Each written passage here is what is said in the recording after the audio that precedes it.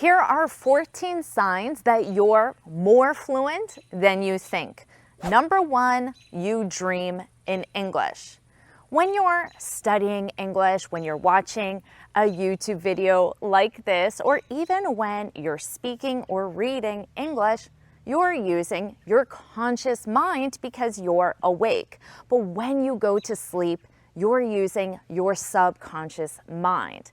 Now, if your subconscious mind uses English instead of your native language, that is a great sign. That means that the information that you're learning in English is being absorbed. Because when we can do things automatically, it's because our subconscious mind understands those patterns and those behaviors. Think about it. You don't have to consciously think about tying your shoe or brushing your teeth. You don't think about moving the toothbrush side to side. Your subconscious mind does that for you because you have done it so much consciously that your subconscious mind knows how to do it automatically. So if you dream in English, it means that your subconscious mind understands the language. This is an amazing sign. Number 2, you know multiple ways of saying the same thing. The reality is that in English, and probably in every language, there are many different ways to say the same thing. Of course, I can say, oh, I'm tired. What else can I say? Can you think of one other way that I can say, oh, I'm tired? If you know it, put it in the comments. And if you can think of one, that's a great sign that you're more fluent than you think. And if you can think of 2, 3, 4 different ways to say that, your English is excellent. I'm tired, I'm exhausted, I'm beat, I'm spent. Did you get any of those? Maybe some other ways as well. Now, of course, I'm tired is an easier example. Think of some harder ones. Can you think of a different way to communicate same ideas in English?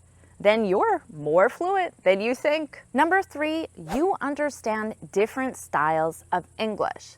I speak American English, but I can have a conversation with someone who speaks English from around the world, and there may be some things we don't understand with each other's style of English, but overall we can still communicate. I know different accents, I know different vocabulary in different parts of the world, and even in North America, which is incredibly large and diverse, I can tell if someone is from California or New York just based on their accent. So if you can speak to many different native speakers and you can understand different accents, different styles of speech, different vocabulary, that's a great sign that you're more fluent than you think. Now, you don't necessarily have to know that that speaker is from California or New York. That is not required, but simply being able to have these conversations, to understand the different speakers, that is a great sign. Number 4, you understand cultural references. When you're learning a language, many idioms, expressions, and phrases are based on cultural references. Now, this one is very place specific because honestly, I probably don't know a lot of cultural references from the UK or Australia. And if I'm talking to someone from that part of the world, they would have to explain that expression to me. So this one is very place specific. Think about the type of language that you're learning, whether it's British English or American English or Australian English. What if you're learning American English and your American coworker says to you, oh, I'm not having a good week with Uncle Sam. Do you know who Uncle Sam is? Well, there's a chance it is this man's uncle and his name is Sam, but most likely this is a cultural references and he's talking about the government, which is referred to as Uncle Sam. Or what if this coworker asked you what you're doing for Super Bowl Sunday? Would you know how to reply? Or what if this coworker wanted to have a discussion with you about Area 51? Would you know what that coworker is talking about? Of course, you don't need to know every cultural reference, and to be fair, I don't know every cultural reference either. It also depends on your age and where you're located, but if you understand the main cultural references, then you're definitely more fluent than you might think. This leads us to number 5, you can understand humor.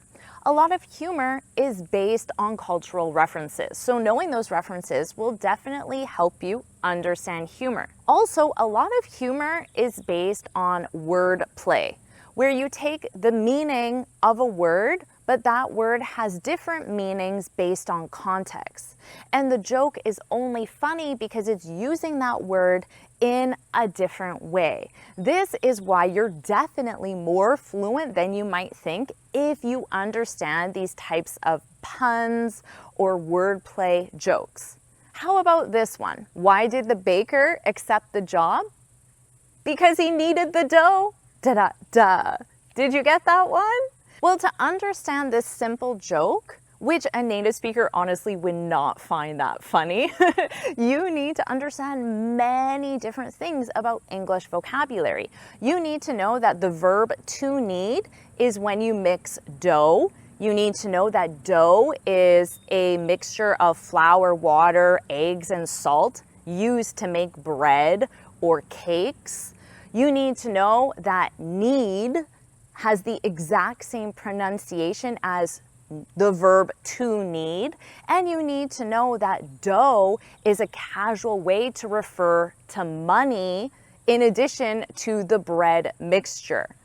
You need to know all of this in order to understand this very simple and not really funny joke. So if you understood that joke, or if you understand some jokes in English, your English is definitely better than you think. That leads us to number 6. You understand many idioms and expressions.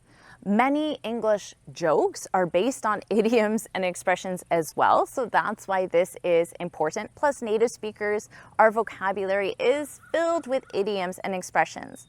But there are over 25,000 idioms and expressions. You don't need to know them all, but do you know 10, 20, 30, 50?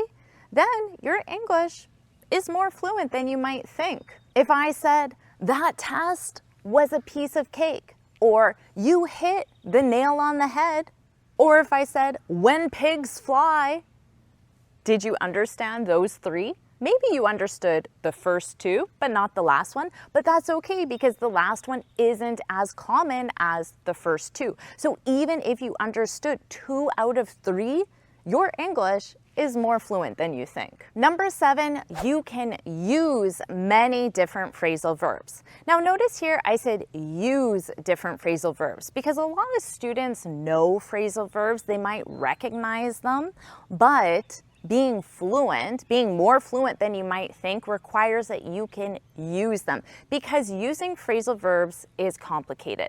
The sentence structure changes, the meaning really depends on how you're using it as well. Maybe you can say, did you figure it out? But you also know that you need to say, did you get over it? So you know that the placement of the pronoun is different for these 2 phrasal verbs. Or you know that sometimes you need an additional preposition, like don't give up on learning phrasal verbs. And did you get that gerund verb?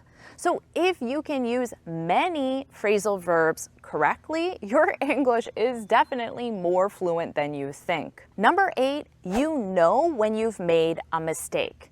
Making mistakes in English is normal and it is going to happen.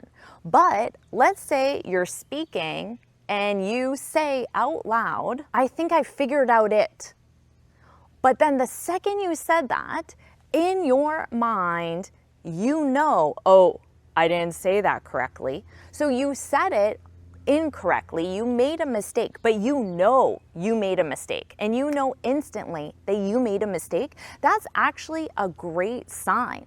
This means that you're able to self-correct and you know when you make a mistake. This isn't a sign that your English is bad or that your English isn't fluent. This is simply a sign that you haven't practiced that specific expression enough for your subconscious mind to know how to use it automatically. So you just need more repetition. But the fact that you can identify your mistakes, maybe it's a mistake with grammar, sentence structure, subject-verb agreement, maybe it's a mistake with pronunciation, but if you can recognize those mistakes, that's an amazing sign. Number 9, you can speak or read without translating.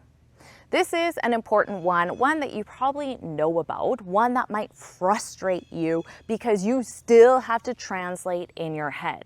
But the reason why you have to translate in your head is likely because you haven't learned enough full expressions, so you're thinking about individual words and trying to translate those individual words rather than taking a full idea and know how to communicate that in English. So again, if you know the phrasal verbs, the idioms and expressions, then you can likely already speak without translating because you're using full expressions. And of course, if you can't yet, keep practicing. And I know all my videos will help you with that. So make sure you subscribe if you haven't already. Number 10, you can speak without long pauses between your words.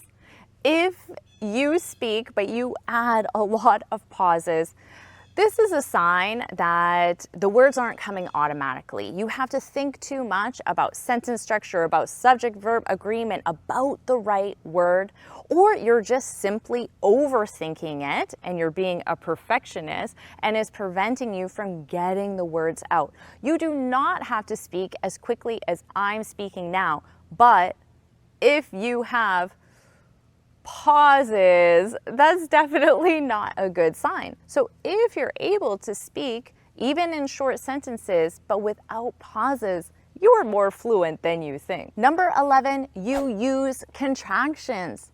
Do you say I am good or I'm good? I did not go, I didn't go. I have been well, I've been well. If you use contractions in speaking and writing and you feel comfortable and confident doing that, you know when it's appropriate and perhaps when you shouldn't, then your English is definitely more fluent than you think. Number 12, you can use shorthand English. Have you ever replied back to someone and simply said, "Been busy"? Or maybe you ask someone a question and you say, "You coming tonight?" If you know how to use shorthand English, where you know informally that you can drop the subject and the auxiliary verb in certain situations, and you know those situations, well then your English is definitely more fluent than you think, because this is something that native speakers do as part of our speech. We don't even recognize or know that we're doing it. We just say been busy instead of I've been busy. So if you know how to do that, congratulations. Number 13, you can change from informal to formal speech instantly. Let's say you're talking to your coworker. Let's say you want to ask your coworker for help. So you go up to your coworker and you say, "Do you have a sec to help me out?" But then you see the vice president of the company walk by and you say, "Jane, if your schedule allows, I'd love to run an idea by you." Notice how you use more informal language with your coworker and more formal but still casual language with the vice president.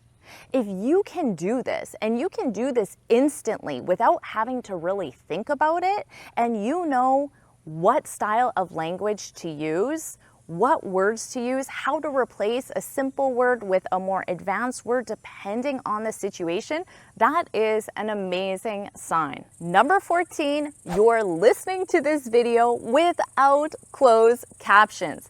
Tell me the truth. That little CC button at the bottom, did you turn it on? Do you see the text of this video? Or are you listening to this without closed captions? Now, maybe closed captions are automatically on for you, but you're not really looking at them, you're not relying on them, you're really listening to me. Maybe you're not even watching the video, maybe you're driving or you're doing your makeup, you're doing the dishes, and you're just listening. But if instead you are reading the text and you can't rely on your listening skills and you rely on closed captions, that is a sign that your English isn't at that high level yet, because you can't go into a job interview or a presentation and ask someone to give you the transcript of the conversation. That isn't a possibility in the real world. But if you're able to listen to this video or TV shows or the news or any content without subtitles, then that's a great sign your English is more fluent than you think. Don't worry if you cannot do many of the things on this list, because that's why this YouTube channel exists. Every single point that I've made on this list, these are all things that I already have existing videos on, or I'll make a video on it in the future. So don't worry, you're in the right place. You're going to improve all of these areas. And for now, you can think of the one area you want to focus on the most. Use my library of videos to help you improve that area as well. And this video will help you improve all areas of your English, so watch it now.